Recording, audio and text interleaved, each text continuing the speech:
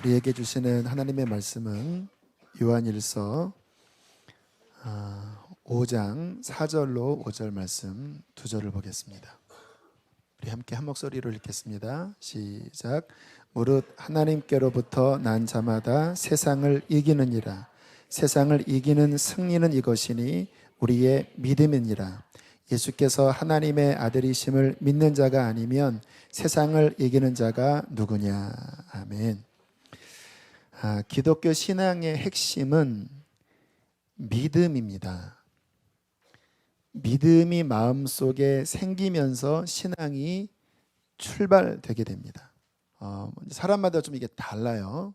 이렇게 급진적으로 그 믿음이 확 생기는 경우가 있고요. 오늘 조민희 집사님 아버님 같은 경우 30년 넘게 법사로 지내시다가 갑자기 복음을 듣고 이게 내가 평생 찾아왔던 그 도다, 이런 경우도 있고요. 믿음이 있었는지 없었는지 모르는데 어릴 때부터 아무튼 오랫동안 교회 다니면서 나도 모르게 점진적으로 내 마음속에 그 믿음이 생기는 경우가 있습니다. 전자보다는 후자가 훨씬 더 많아요. 아마 여기도 그러리라 싶은데, 아무튼 점진적으로 생기든 급진적으로 생기든 중요한 것은 내 마음을 열어봐서 이 중심 안에 정말 예수에 대한 살아있는 믿음이 있으면 그게 신앙생활을 하고 있는 거고 출발한 겁니다. 그래서 신앙생활에 가장 중요한 게 믿음인데요. 이 믿음을 통해서 구원을 얻는다고 하는 말씀이 많이 나옵니다. 몇 구절을 암송하면 요한복음 1장 12절, 영접하는 자 곧 그 이름을 믿는 자들에게는 하나님의 자녀가 되는 권세를 주셨으니. 잘 아시는 요한복음 3장 16절, 하나님이 세상을 이처럼 사랑하사 독생자를 주셨으니 이는 그를 믿는 자마다 멸망치 않고 영생을 얻게 하리 하심이라. 로마서 1장 16절에는요, 내가 복음을 부끄러워하지 아니하노니 이 복음은 모든 믿는 자에게 구원을 주시는 하나님의 능력이다. 복음이 능력입니다. 어떤 능력이냐면 사망과 지옥 권세에서 건져내는 세상에서 가장 큰 능력이에요. 그런데 이 능력이 누구에게 주어지냐면 믿는 자, 마음에 믿음을 가진 자가 복음의 능력을 경험해서 오늘 들은 간증처럼 귀신이 지옥으로 떨어뜨리려고 하지만 믿었을 때 이 믿음의 능력으로 사망에서 생명으로 옮겨지는 것입니다. 성경에서 분명하게 믿음을 통해서 신앙의 문이 열린다라고 말씀을 하십니다. 그래서 우리가 신앙생활을 생각할 때 내가 이 믿음을 가지고 있는가, 내가 이 믿음으로 살고 있는가를 살펴봐야 합니다. 그러면 또 하나 이제 고민되는 게, 그럼 도대체 믿음이라는 게 뭐냐? 내 안에 있는 것 같기도 하고 없는 것 같기도 하고. 제가 2주 전에 그 믿음의 증거들을 이야기했지만 마음속에 믿음이 무언지가 명확해야 그 증거의 결과도 나타나는 것이 아니겠습니까? 제가 20대 초반에 주님 앞에 한번 충격을 받아서 기도했던 적이 있습니다. 어떤 충격이었냐면, 내가 앞으로 목사가 될 사람인데 너무 복음을 모른다. 하나님, 제가 평생 복음을 전해야 되는데 저는 복음이 그냥 사형리 정도, 한 10분 전하면 저는 복음을 더 이상 전할 수가 없습니다. 저는 저에게 좀 복음을 알려달라고 기도를 했을 때 차 안에서 갑자기 하나님이 막 깨닫게 하시는 겁니다.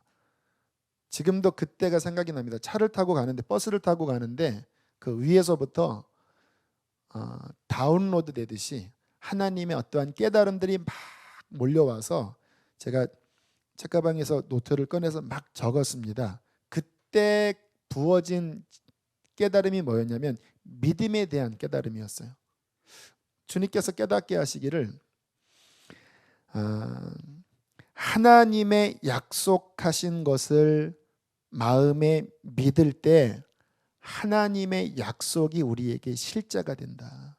하나님이 그 아들을 우리에게 주셔서 구원하시겠다고 한 약속, 그 성경에 많은 약속이 있는데 마음을 열어서 그 약속을 믿어드릴 때 하나님의 약속이 실제가 된다.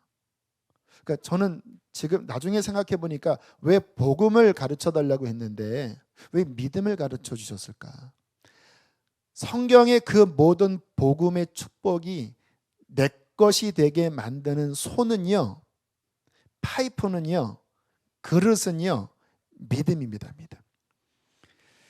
믿음은 마음을 열고 하나님의 약속하신 것을, 그때 제가 영어로 썼습니다. accept 하는 거다. 받아들이는 거다. 하나님의 약속한 것을 어린아이 같은 마음으로 받아들이면 그 받아들이는 마음 속에 하나님의 약속이 내 것이 된다. 또 하나는 나중에 깨달은 것은 주님을 바라볼 때 믿음이 생긴다. 이런 깨달음을 통해서 믿음의 원리가 무엇인지를 그때부터 제 안에 많이 정리를 하게 됐습니다. 나중에 성경을 보니까 집사에게 주시는 권면 중에 하나가 믿음의 비밀을 배운 자다라고 합니다. 정말로 하나님의 일꾼이면 뭐를 알아야 되냐면요, 무엇이 믿음의 원리인지를 알아야 된다는 거예요. 믿음으로 구원을 얻습니다. 믿으십니까? 근데 또 하나 중요한 게 있어요. 믿음으로 구원을 얻었는데 그 다음 중요한 것은 이제 말씀을 순종하며 살아야 되잖아요. 죄와 싸워 이겨야 되고 또 이 세상에 오는 수많은 문제들, 뭐 지금 진도 앞바다에 있는 그 크리스찬 부모들은 얼마나 인생의 큰 시련입니까? 인생에 수많은 시련이 올 때 그 시련들을 어떻게 이기나요? 하나님 뜻대로 어떻게 살아가야 되나요? 구원은 믿음으로 받았는데 그 다음에 구원받은 우리들은 그 다음에 당면한 수많은 과제들을 어떻게 이기죠? 주님께서 깨닫게 하시더라고요. 구원도 믿음으로 받는 것이고 죄와 싸워 이기는 것도 믿음으로 승리하는 것이다. 로마서에 보면 이런 말씀이 있습니다. 복음에는 하나님의 의가 나타나서 믿음으로 믿음에 이르게 하나니 오직 의인은 무엇으로 산다고요? 믿음으로 사는 거예요. 믿음으로 구원을 받고 믿음으로 죄에서 승리하고 믿음으로 시련에서 승리하고 믿음으로써 하나님의 자녀답게 사는 모든 힘의 근원은 믿음에 있습니다. 지난주 다니엘 김 선교사님이 간증하신 것 가운데 참 많은 사람에게 충격을 주었던 간증이 하나 있어요. 이분이 프랑스에서 떼제베를 타고 이제 다음 독일인가로 가려고 딱 타자마자 큰 트렁크를 딱 올렸는데 딱 올리자마자 딱 데스크를 보니까 자기의 가장 중요한 가방을 도난받은 거예요. 이 가방 안에는 뭐 패스포트, 지갑, 여권은 좀 얘기했죠. 그 안에 뭐 전화기, 컴퓨터, 아이패드, 그다음에 비상금, 뭐 본인이 그동안 쌓아온 아주 중요한 모든 자료들이 다 들어있는 그 자신의 사무실과 같은 그 가방을 순식간에 도난당했다라는 거예요. 저 같은 경우는 이제 설교 준비하다가 한 번 그런 일이 있었던 게 뭐냐면 토요일 날 몇 주 전입니다. 설교문을 80% 쳤는데 어디 갔다 들어오니까 설교문이 깨져버린 거예요. 와, 막 스트레스 받고요. 다시 막 땀 흘리면서 간신히 또 다음 설교문을 만들었는데 그 선교사님은 7년 동안 쌓아놓은 모든 자료가 그 안에 들어있는데 다 날아가 버린 거예요. 그것도 그 프랑스 한복판에서 본인이 가진 모든 신분증, 돈 다 잃어버렸으니까 얼마나 황망하겠습니까? 근데 선교사님이 고백하시기를 그때 이렇게 생각이 드셨대요. 하나님의 손길이 내 삶에 개입하셨구나. 하나님이 허락한 것이 아니라면 이런 일이 안 일어났을 것이다. 그렇다면 없어진 것을 내가 집중할 것이 아니라 하나님이 내게 무엇을 남겨두셨나. 그리고 이렇게 주머니를 뒤져보니까 평상시에는 절대 돈을 주머니에 안 넣는데 어떻게 하다가 70유로를 주머니에 넣은 것을 깨닫고 그 70유로로 택시를 타고 대사관에 가서 이제 남은 것들을 정리했다고 하는 그 이야기를 하시면서 야, 이번 대단한 믿음이시다. 보통이면 그 순간에 절망하고 낙심하고 짜증내고 분하고 막 당황해야 할 텐데 그 순간에 하나님이 개입하셨구나. 그렇다면 주님의 뜻은 무엇일까? 그러면서 고백하시기를 본인이 올해가 7년째 선교사 사역을 하시는 때인데 안식년 그런 때래요. 물론 안식년을 지내진 않지만 시기적으로 어쩌면 그동안 했던 그 7년의 모든 것을 잊어버리고 새롭게 시작해라. 여러분, 이게 듣기는 좋아도 그 마음 갖는 것은 여간 어려운 게 아니에요. 근데 왜 이분이 이렇게 반응을 하시죠? 믿음 때문입니다. 하나님이 나와 함께 하시고 하나님이 나의 주인이시고 하나님이 내 인생을 다스리신다고 하는 그 믿음으로 상황을 바라보니까 내 마음이 요동치지 않고 그 요동치더라도 그것을 진정시키고 하나님의 뜻대로 움직일 수 있는 거예요. 여러분, 믿음이 이기게 합니다. 지난주에 제가 그 이발을 하러 미용실에 갔는데요. 제가 아마 새벽에 이분 간증을 한번 했을 거예요. 이제 미용실을 옮겨서 좀 더 많은 세를 내야 되지만 이제 종업원 한 명을 두고 그렇게 쭉 몇 년간 잘 지내오시다가 갑자기 종업원이 갑자기 나가신 거예요. 그래서 두 명이 일해야 되는데 혼자 일하면서 전전긍긍 하시길래 제가 지난 그 한 달 전에 괜찮으세요 했더니 이분이 뭐 그냥 하나님께 맡기려고 그래요. 뭐 주님이 허락하신 만큼 가려고 합니다.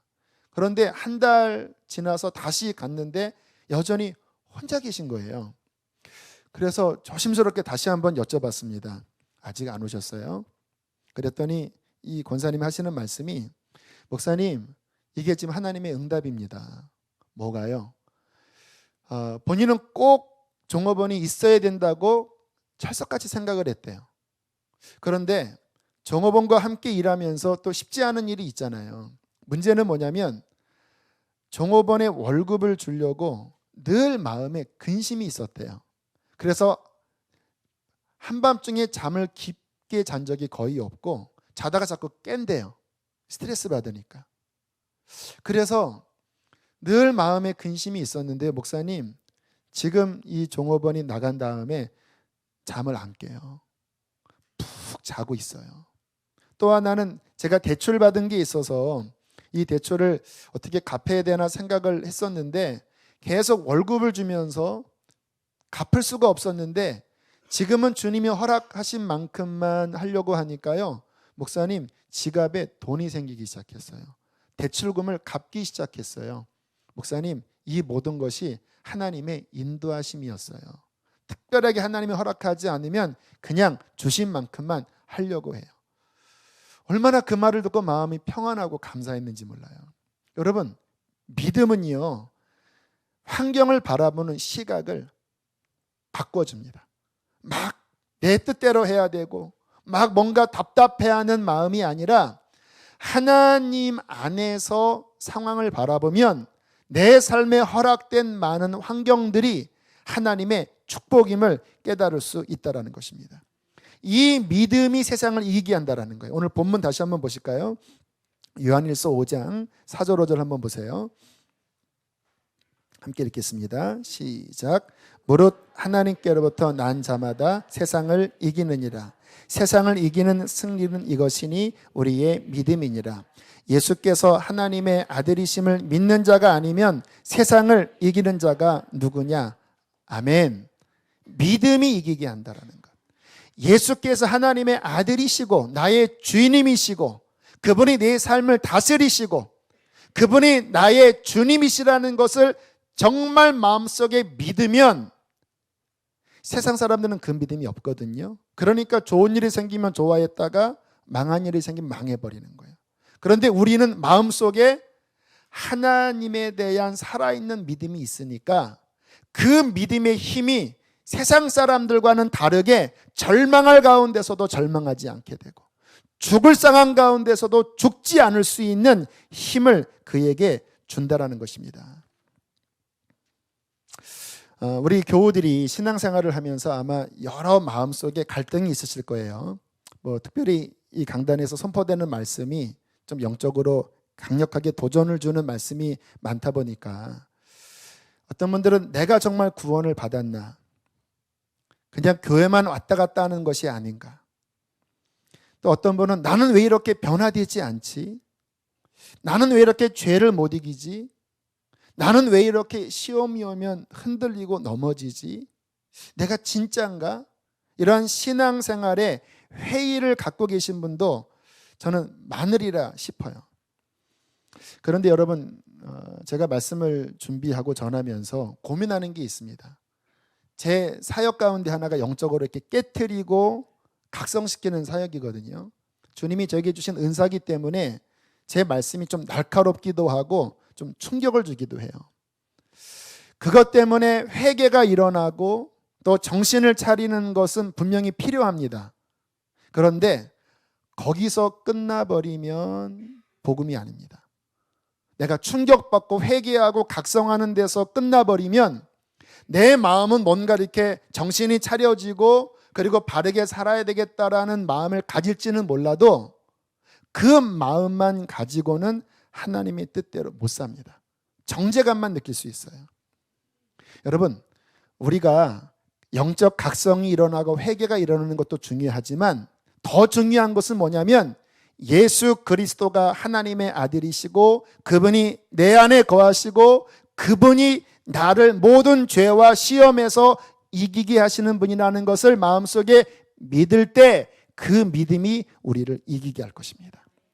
저는 그래서 우리 교우들이 이런 각성과 함께 믿음이 더 일어나야 되는 것이 아닌가, 그러한 마음을 가지고 기도하고 있습니다. 자, 그렇다면 어떻게 우리가 믿음을 가질 수 있을까요? 여러분, 믿음은요, 내가 믿음을 가져야지 애쓴다고 가져지는 것은 아닙니다. 그러나 믿음은 어떻게 보면 쉽게 가질 수가 있어요. 예를 들어서 그냥 예입니다. 제가 굉장히 운동을 잘하는 사람이라고 지금 여러분들한테 이야기를 합니다. 제가 축구를 하면 거의 메시는 제 앞에서 긴다. 그러면 여러분들이 그 말을 듣고 웃기지 마라, 뻥이다 이렇게 생각할 거 아니겠습니까? 근데 어느 날 정말 제가 축구장에 나갔는데 기가 막힌 드리블로 막 그냥 10골을 내는 거예요. 그러면 그러한 저의 모습을 볼 때 여러분은 저에 대한 믿음이 생기겠습니까? 안 생기겠습니까? 저 축구 못합니다. 예예요. 생기죠. 그냥 그 모습을 보면 내 마음에 그 현장에 마음이 들어오는 게 믿음이에요. 그러니까 신앙생활의 믿음은요, 나 자신의 부족함과 나 자신의 어떤 문제점을 바라보면서 아무리 괴로워해도 믿음 안 생깁니다. 믿음은 언제 생기냐면 예수 그리스도 하나님의 아들 그분을 내가 열린 마음으로 바라볼 때 그때 저절로 들어오는 게 믿음이에요. 그래서 히브리서 12장 2절에 믿음의 주요 또 온전하게 하시는 이인 어떻게 하라고요? 바라보자. 예수를 바라보자. 거기에 믿음의 주라는 뜻은 믿음의 창시자요, 믿음의 완성자이신 예수 그분이 믿음의 본체이기 때문에 그분을 열린 마음으로 바라볼 때 비로소 내 안에 살아있는 믿음이 생깁니다. 나 믿음 가져야지. 그래, 이렇게 살면 나 지옥 가. 나 살아있는 믿음 가져야 돼. 나 왜 이렇게 삶이 변화되지 않지? 나는 아닌가 봐. 주여, 나 지옥 가고 싶지 않아요. 믿음 가져야지. 안 생깁니다. 그런데 주님을 바라볼 때, 마음을 열고 바라볼 때 그분의 위대함과 능력이 내 안에 인정되고 신뢰하는 마음이 생기면서 믿음이 갑자기 생겨버리는 거예요. 그 유명한 이야기죠. 제가 아마 한 번 정도 이야기를 한 예화인데, 스펄전이라고 하는 영국의 목사님이 10대 때 영적인 깊은 각성에 들어갔습니다. 어느 날 갑자기 모든 율법 앞에 본인이 죄인이라는 정죄감이 든 거예요.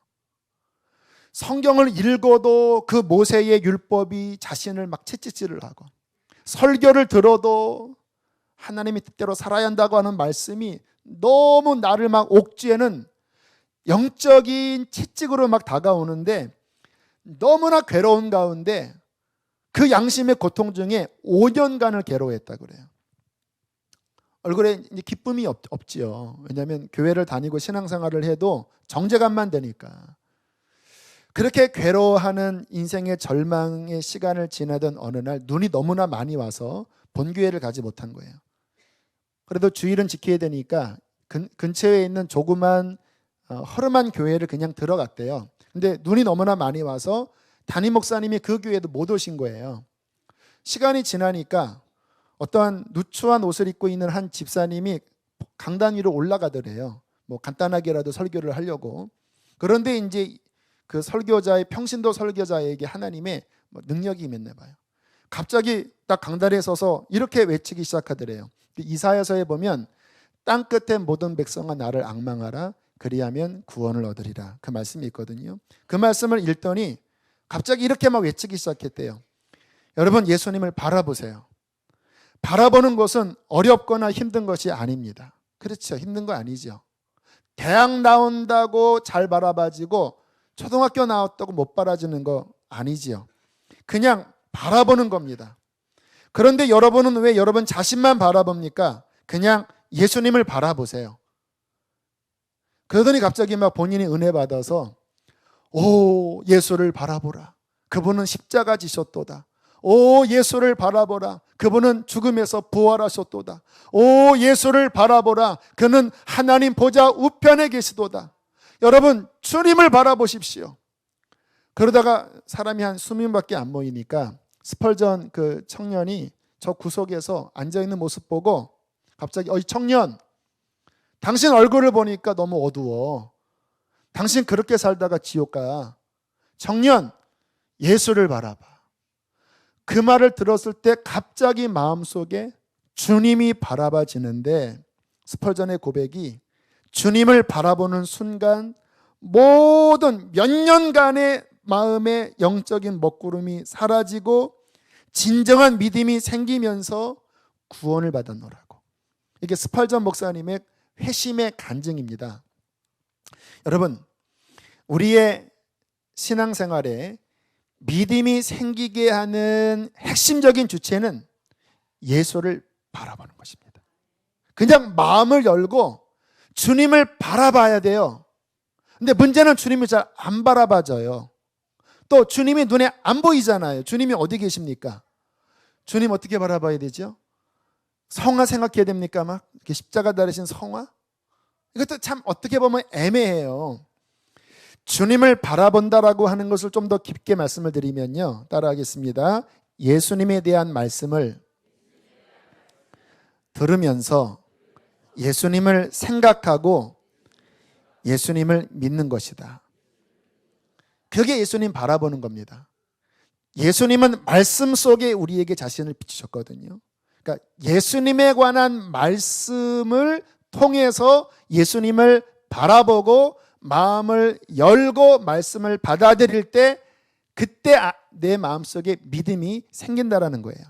자, 그렇다면 예수님에 대한 말씀들이 어디 있습니까? 복음서에 많이 있죠. 그런데 우리가 그러한 마음으로 성경을 열심히 묵상하는 거 좋은데요. 오늘 이 시간에는 제가 예수님에 대한 말씀 핵심 2가지만 말씀을 드릴게요. 오늘 이 말씀을 통하여 믿음을 품으려고 하시면 그 믿음이 우리 안에 승리를 주게 될 줄로 믿습니다. 자, 첫 번째, 예수님에 대한 말씀의 핵심적인 첫 번째는 뭐냐면요. 예수님의 십자가입니다. 십자가. 주님의 사역의 한 축의 가장 중요한 핵심은 그분께서 우리를 사랑하사 십자가에 달려 피를 흘리셨다라는 것입니다. 이거를 마음속에 믿음으로 바라보고 믿으셔야 돼요.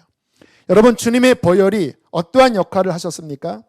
주님의 보혈은 우리의 모든 죄를 씻어주시고 우리의 모든 죄를 이기게 하십니다.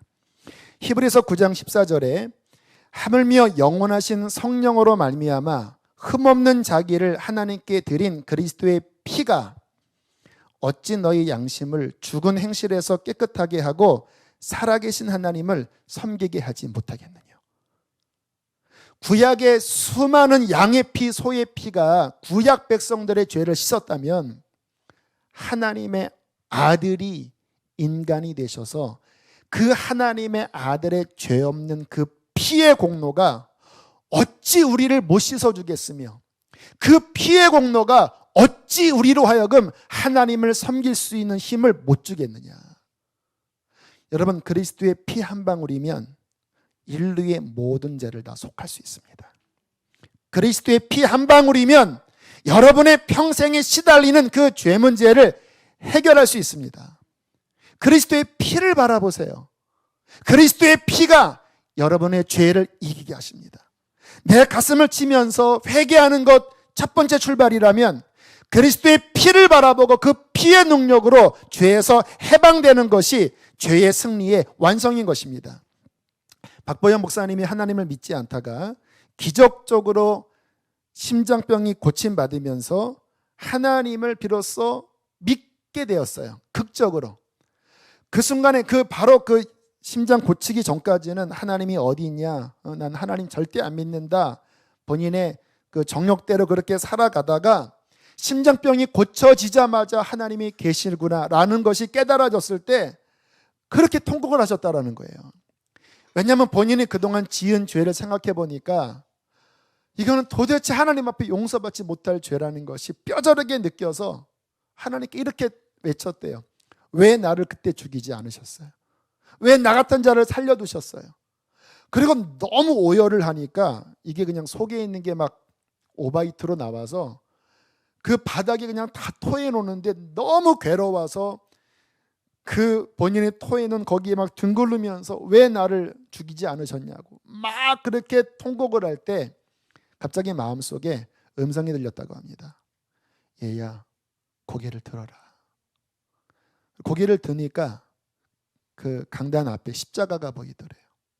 그때 마음속에 십자가. 그때 마음속에 또 음성이 들렸다고 해요. 하나님이 세상을 이처럼 사랑하사 독생자를 주셨으니 이는 저를 믿는 자마다 멸망치 않고 영생을 얻게 하려 하심이라. 그래, 너 그렇게 죽어 마땅한 죄인이었지. 그러나 나의 아들의 십자가가 너를 구원했고 너를 살렸다. 이 믿음이 생기자 갑자기 죄에서 해방되면서요, 그냥 기도원 바깥 그 뒤에 동산이 있거든요. 거기를 막 오고 내리면서 그렇게 기쁨에 춤을 추면서 그 이후에는 정말 하나님의 용사가 되어서 지금 하나님의 일꾼이 되셨잖아요. 여러분, 예수의 십자가를 바라보십시오. 그분이 흘리신 피를 바라보십시오. 에베소서 1장 7절에 우리는 그리스도 안에서 그의 은혜의 풍성함을 따라 그의 피로 말미암아 속량 곧 죄사함을 받았느니라. 그의 피가 왜 뿌려졌습니까? 하나님의 은혜의 풍성함 때문에 뿌려졌다라는 거예요. 하나님의 은혜의 풍성함이라는 뜻이 무엇입니까? 하나님이 우리를 사랑하셔서 그 아들을 보내실 때 그 아들에게서 피를 다 쏟아내시게 한 다음에 그 하나님의 우리를 향한 아들을 죽이기까지 하신 그 십자가의 사랑으로 우리를 구원하시기를 너무나 원하시고 우리를 사랑하신다라는 거예요. 우리가 하나님 앞에 나아갈 때 그 십자가를 바라볼 때요, 우물쭈물하면서 하나님 앞에 나아가면 안 돼요. 나 같은 자가 용서받을까? 나 같은 자가 하나님께 받아들여질까? 그렇게 생각하시면 안 돼요. 십자가는 무슨 사인이냐면 나는 너에게 마음의 문이 활짝 열렸으니까 나의 십자가를 붙잡고 보혈을 통해서 나오면 내가 100% 너를 받아주고 너를 도와주겠다고 하는 하나님의 사랑의 손길인 것입니다. 여러분, 십자가를 바라보시고 십자가 안에 담긴 하나님의 사랑과 구속의 은혜를 바라보시고 주님을 믿게 되기를 축복합니다. 두 번째는요, 십자가 다음에 오늘 부활절이죠. 주님이 행하신 가장 중요한 두 번째 사역은 부활입니다. 예수께서 죽으셨다가 부활하셨는데 그 부활의 의미는요, 승리입니다. 무슨 승리입니까? 죄에 대한 승리고 사탄에 대한 승리고 인간의 가장 큰 올가미인 사망에 대한 승리예요. 예수님께서 죽음에서 부활하심으로써 죄와 사망과 사탄을 이기셨거든요. 그런데 여러분 생각을 해보셔야 돼요. 예수님께서 왜 이기셨습니까? 주님께서 그 사탄의 권세, 죄의 권세와 좀 비등비등했는데 그래 한번 우리 붙어보자. 그래서 뭔가 챔피언이 되기 위하여 한번 붙어봐서 죽었다가 부활하심으로써 야 나 이겼다. 본인을 위해서 이기셨습니까? 여러분 예수님은요 이 땅에 오시지 않으셨으면 죽을 필요도 없고 죽음이 예수님께 범접도 못하고요. 죄는 뭐 정말 예수님 앞에 1%도 그 앞에 서지 못하고요. 마귀도 여러분 마귀는 피조물일 뿐이에요. 감히 하나님과 그의 아들 앞에 얼씬도 못해요. 주님께서 이 땅에 오셔서 죽으시고 부활하셔서 승리하신 이유는요 순전히 저와 여러분 때문입니다. 우리 때문에 인간이 되시고 우리의 승리를 위하여 죽으셨다가 부활하심으로써 승리하신 거예요. 우리가 이제 그분을 나의 주님으로 믿을 때 그 죄와 사망과 사탄을 이기신 그 승리하신 주님이 비로소 그 부활의 능력을 믿는 그들의 주가 되셔서 그를 죄와 사망과 마귀의 권세에서 건져내시는 거예요.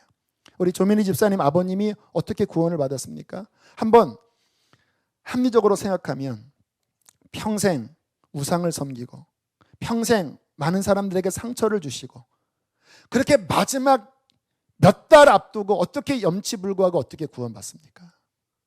여러분 그러나 예수 그리스도께서 부활로 승리하셨기 때문에 마귀가 평생 내가 이 사람을 내가 맘대로 흔들었는데 왜 마지막에 와서 이 사람을 구원하려고 합니까? 그때 주님이 말씀은 한마디입니다. 내가 죽음으로써 죄를 갚았고 부활로써 승리했기 때문에 너는 놔라. 그러면 놓을 수밖에 없는 거예요. 여러분 이 부활하신 예수님이 우리의 구원자이십니다. 이 십자가와 부활의 예수님을 마음속에 믿을 때 그 믿음이 우리에게 이김을 주는 거예요. 여러분 선포하세요.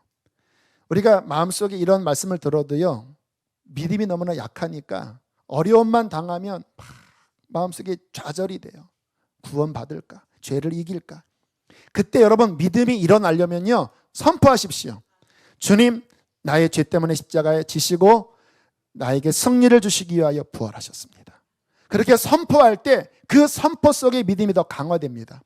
어떤 분이 그런 얘기를 하시더라고요. 직장에서 상사가 바뀌었는데 그 바뀐 상사가 너무 스트레스를 줘서 그 마음속에 우울증이 찾아오시고 한 3달 만에 10kg가 빠지셨다는 거예요. 3달에 한 달 만에. 그리고 그냥 무기력해지고 살 힘이 없고 완전 인생이 너무 흔들리게 되신 거예요. 그때 아내 되신 분이 남편에게 이렇게 권면을 했대요. 여보 외치세요. 하나님의 나는 아들이고 하나님이 나와 함께 하신다고 외치세요. 그래서 막 너무 힘들다가 이 정평정을 걸어 다니시면서 외치셨대요. 어린아이처럼 나는 하나님의 아들이고 하나님이 나와 함께 하십니다. 그렇게 외치기 시작한 지 일주일도 지나지 않아서 그 마음을 눌렀던 그 모든 짓눌림에서 점점 벗어나게 되셨대요. 제가 그 이야기를 들으면서 맞다.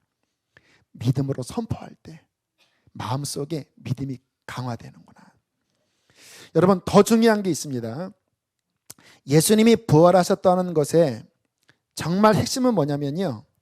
그 예수님이 살으셔서 지금도 우리와 함께 하시고 우리를 도우신다라는 거예요.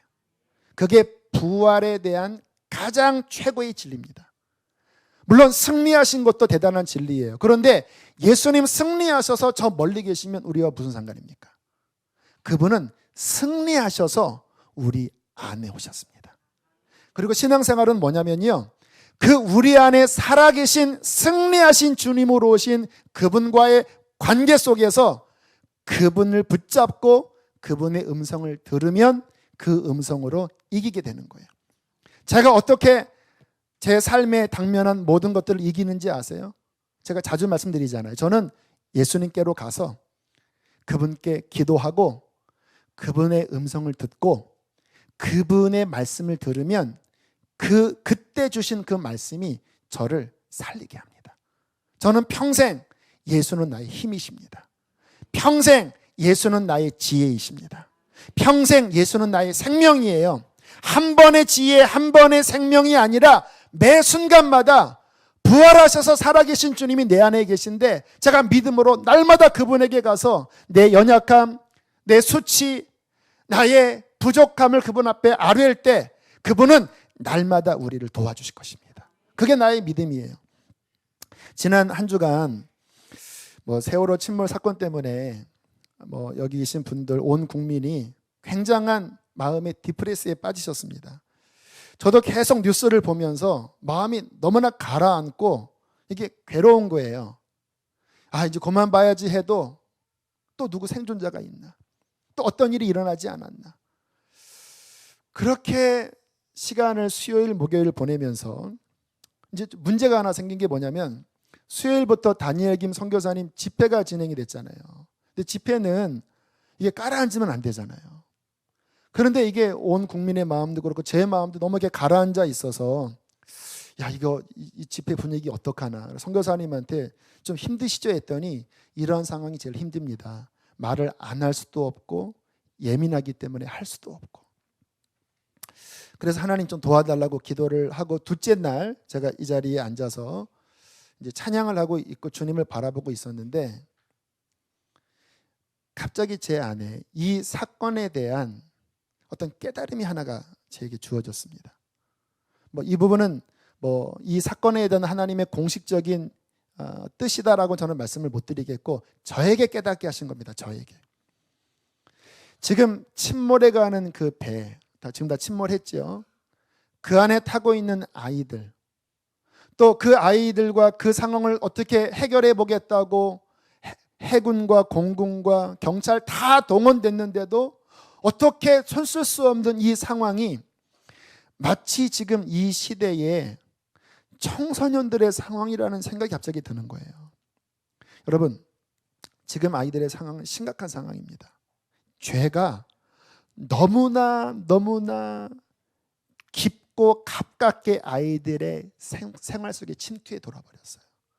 그 아이들이 보는 어떠한 영상물들, 자기네끼리 돌려보는 그런 사이트들은요, 여기서 감히 말을 할 수 없는 아주 패괴하고 폐역적이고 아주 어떻게 말로 표현할 수 없는 것들이 그냥 낄낄대면서 아이들끼리 서로 보는 거예요.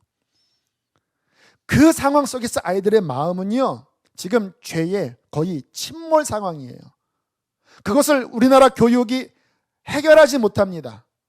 그 상황들을 지금 누구도 손쓸 수 없이 지금 아이들의 진로도 그렇고 미래도 그렇고 정말로 거기서 울부짖어 죽어가는 아이들의 상황이 어쩌면 그 몇백 명이 아니라 우리나라 지금 전역에 있는 청소년들의 울부짖는 상황이구나라는 생각이 들면서 갑자기 제 안에 기도가 바뀌었어요.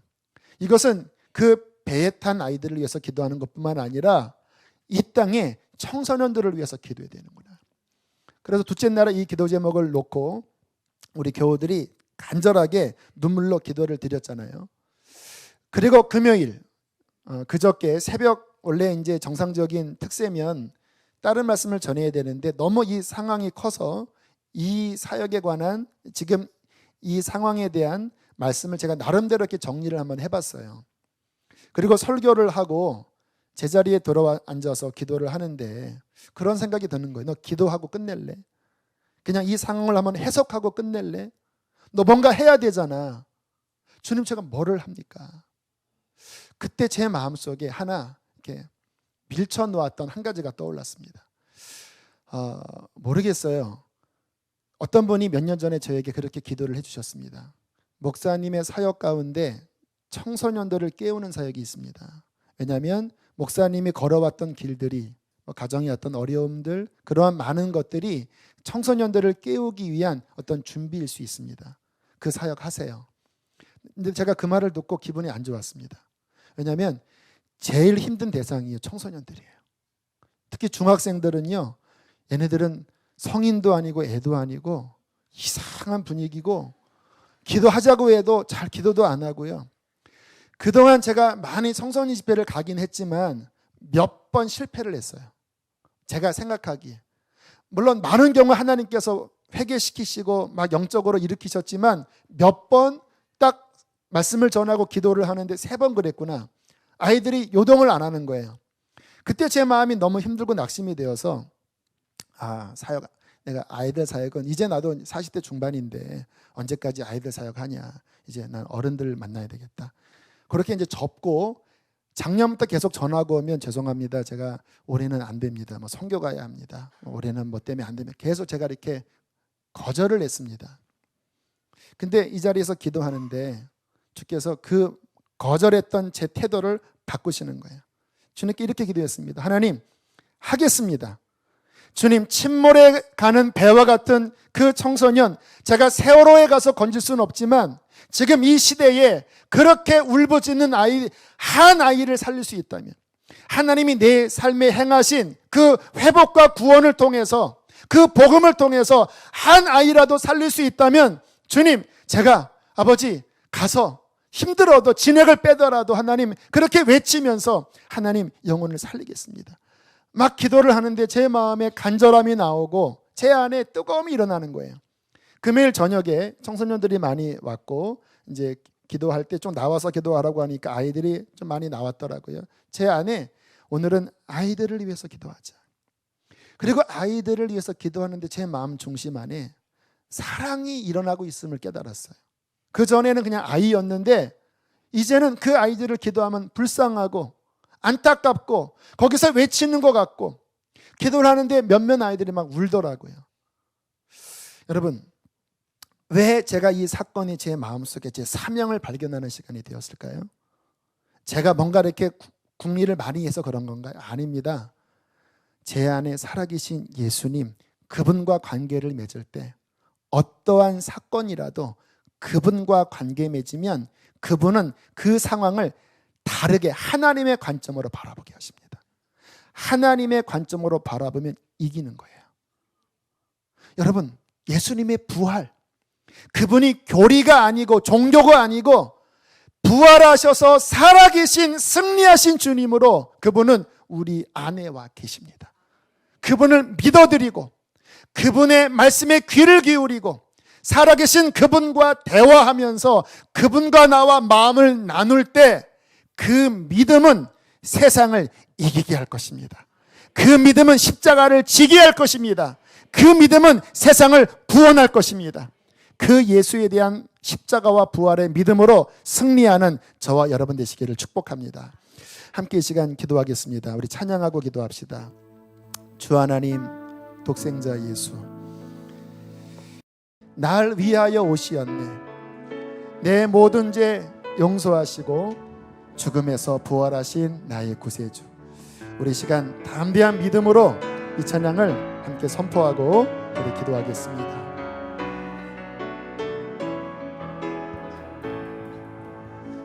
주 하나님, 주 하나님, 아멘. 독생자 예수, 날 위하여 마음 중심으로 주를 바라보고 고백하세요. 오시었네. 내 모든 죄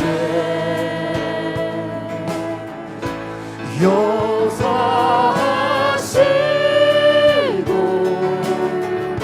죽음에서 부활하신 나의 구세주. 살아계신 주님, 살아계신 주, 나의 참된 소망, 걱정 근심 전혀 없네. 사랑의 주님, 갈 길은 뭐하니. 내 모든 삶의 기쁨 늘 충만 주 안에서 거듭난 생명을 도우십니다. 주 안에서 거듭난 생명 도우시니 주의 사랑 참 기쁨과 확신 가지고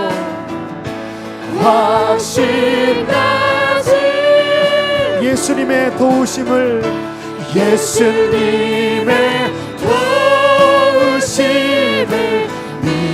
우리 주 앞에 손을 들 수 있는 분들은 그분을 향하여 손을 들고 선포합시다. 살아계신 주 나의 참된 소망 걱정 근심 전혀 없네 사랑의 주는 갈 길 인도하니 내 모든 삶의 기쁨 늘 충만하네. 우리 함께 선포하면서 기도합시다. 주님은 죽음에서 부활하셨습니다. 그 열리신 피로 내 모든 죄를 용서하셨고 부활하심으로 승리하여 나를 승리케 하시는 분이십니다. 주님만을 바라보고 믿겠나이다. 함께 시간 선포하며 기도합시다. 기도합니다. 할렐루야. 살아계신 하나님 아버지, 내게 날마다 이김을 주시는 예수 그리스도 주님의 이름을 찬양합니다.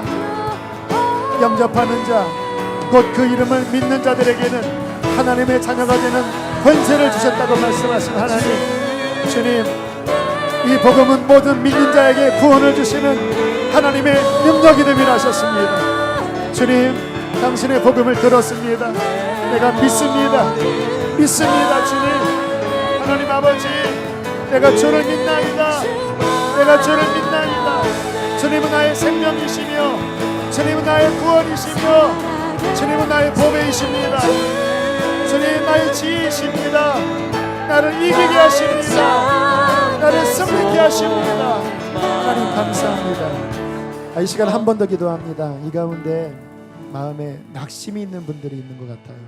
삶의 여러 가지 환경 중에 마음이 가라앉고 자꾸 그 환경만 생각하고 하나님께 올라가지 못해서 자꾸 가라앉는 분이 계십니다. 그런 분들을 초청합니다. 다시 주님을 보세요. 여러분, 그분은 구원자이십니다. 우리를 사랑하십니다. 그분에게는 구원의 능력이 있습니다. 그분이 우리 안에 거하십니다. 우리의 생명이십니다. 우리의 승리하는 힘이십니다. 내가 그분과 연합했습니다. 다시 한번 더 낙심한 분들 주님 바라보시고, 주님, 내가 일어나겠나이다. 나의 구원이십니다. 한 번 더 선포하며 기도합시다. 기도합니다. 할렐루야. 하나님, 주님, 낭망하는 자들 눈을 들어 주님을 보게 하여 주십시오. 주님을 보게 하여 주십시오. 일어날지어다. 일어날지어다. 주를 향하여 달려갈지어다. 우리의 구원자, 우리의 생명, 우리의 자랑, 우리의 힘, 우리의 지혜, 우리의 거룩함, 우리의 모든 것 되십니다. 예수님, 믿음으로 일어설지어다. 믿음으로 일어설지어다. 회복하여 주십시오. 주님의 회복의 능력으로, 주님의 구원의 능력으로 하나님, 주님 일으켜 주시옵소서.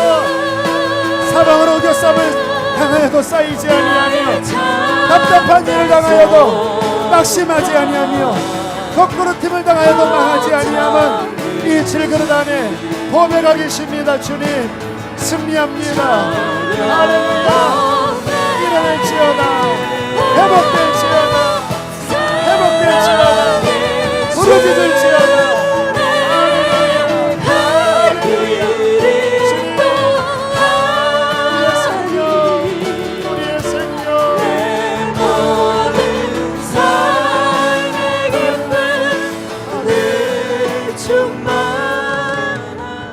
살아계신 주님, 우리의 참된 소망이십니다. 주님은 우리 안에 거하셔서 살아 역사하는 구원의 능력으로 오늘도 우리를 일으키십니다.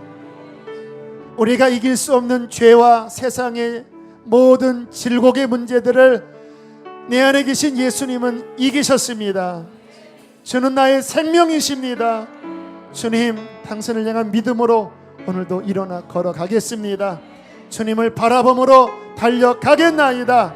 낙심이 우리를 건들 수 없음을 선포합니다. 주님은 이기셨습니다. 주님은 부활하셨습니다. 하나님, 이 믿음으로 구원을 얻고 이 믿음으로 죄와 시험과 모든 연약함에서 아버지 이기게 하실 주님을 찬양하나이다. 아버지 하나님, 전도 앞바다에 울고 있는 하나님, 당신의 백성들을 불쌍히 여겨주십시오. 부활절 아침입니다. 주님, 그들이 주님을 바라보지 못하고 바다만을 바라보고 울고 있습니다. 주님, 그들을 덮어주셔서 나는 부활이요 생명이니 나를 믿는 자는 죽어도 살겠고 살아서 나를 믿는 자는 영원히 죽지 아니하리라. 부활 생명을 바라봄으로 그들 안에 소망을 갖게 하여 주시옵소서. 하나님, 우리의 삶을 주께 다시 한번 드립니다. 이 믿음으로 승리케 하옵소서. 예물 올려드립니다. 기쁘게 흠양하시고 이 예물이 쓰여지는 곳에 하나님 나라 확장되게 해 주옵소서. 이제는 우리를 죄에서 건지신 예수 그리스도의 은혜와 하늘아버지의 그 크신 사랑과 보혜사 성령 우리 안에 내주하셔서 부활 생명으로 승리케 하시기를 간절히 축원하옵나이다. 아멘.